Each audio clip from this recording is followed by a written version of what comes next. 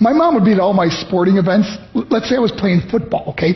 My mother would be on the sidelines, and if the play on the field started going one way, my mother would run along like, Mark, get him, get him! I'd be like, oh my gosh. I'd get in the huddle with the other guys. They go, Mark, is that your mother? I go, no, I never saw her before in my life. See, the greatest gift my mother ever gave me, she believed in me. I have overdosed on drugs on 3 occasions where I should have been dead. But I believe I was kept here for a reason. You show me your friends, I will show you your future. How do I know this? I hung out with losers, and I became the biggest loser of them all because I gave up everything I dreamt about as a little boy because of who I chose to surround myself with. My friends would drive me home at 2, 3, 4 in the morning. We'd be drunk and high, laughing in the car. We'd pull up in front of my house in New York. They go, Mark, the light's on. I go, oh man, my mother's up. See, my mom wouldn't go to bed until she knew her son was still alive. I'd walk in, she'd say, hi Mark, how was your night? I go, it was good, Mom, I'm just going to go to bed. She goes, can I talk to you for a minute? I go, Mom, I'm tired, I'm just going to go to bed. She goes, Mark, I haven't seen you all day and all night. Can I please talk to you? I said, man, just leave me alone. You bug me. I'd slam my bedroom door on the one person who believed in me. I was on a worldwide tour and we were wrestling overseas in Japan. After my wrestling match, I went upstairs in my hotel room and I fell asleep. There was a knock at my door at 3 o'clock in the morning. I got out of bed and I looked through the safety window and I could see it was a Japanese promoter. So I opened the door and he said, Mark, you need to call home. There's been an emergency. I went and got on the hotel room phone. I called back to the United States and said, hey, what's going on? They said, Mark, I don't know how to tell you this.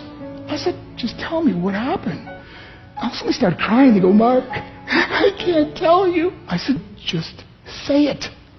They said, Mark, your mother died. I just threw the phone down. I ran out of my hotel room. I took the elevator to the lobby, and when the doors opened up, I just ran out into the street. I mean, there was no cars, there was no people. It was 3 o'clock in the morning.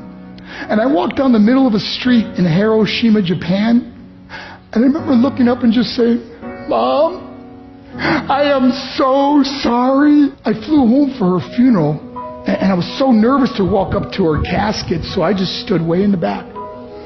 And I kept looking from a distance. I kept thinking to myself, Mom, please wake up. Please get up. And then I finally got the nerve to walk up to her. And as I got closer, I could see my mom for the first time. I mean, she was so beautiful. She was dressed in white. I mean, she looked like an angel. And I just stood over and I said, Mom, you are my hero. Everything I am, everything I hope to be was because of you. You loved me so much. You gave me a life. You're the only one that ever believed in me. How did I repay her? By getting drunk? By getting high? By getting stupid? By hanging out with losers? For what? All she ever wanted to do was talk to me. I wish I could talk to you now, Mom. I wish you could see what I'm doing. Why couldn't I have been a better son? We are defined by our choices. But if you surround yourself with people involved in drugs and alcohol and pills, it's a dead end. I'm not here to preach to you. I'm here to tell you I lived that life. It leads to broken hearts, broken relationships, broken dreams, and death. For what? To get high? If you have a mother or a father, when you go home, tell them how much you love them.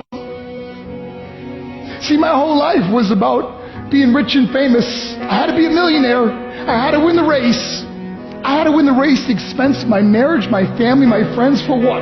To be all alone in the world? I learned what is truly important, and that is how precious this gift of life is, and our families, and how quickly it can be taken away. See, I no longer live in time. I live in moments. See, it's not what's in your pocket that matters. It's what's in your heart that truly matters. Love. Love is just a word until somebody comes along and gives it meaning. You're the meaning.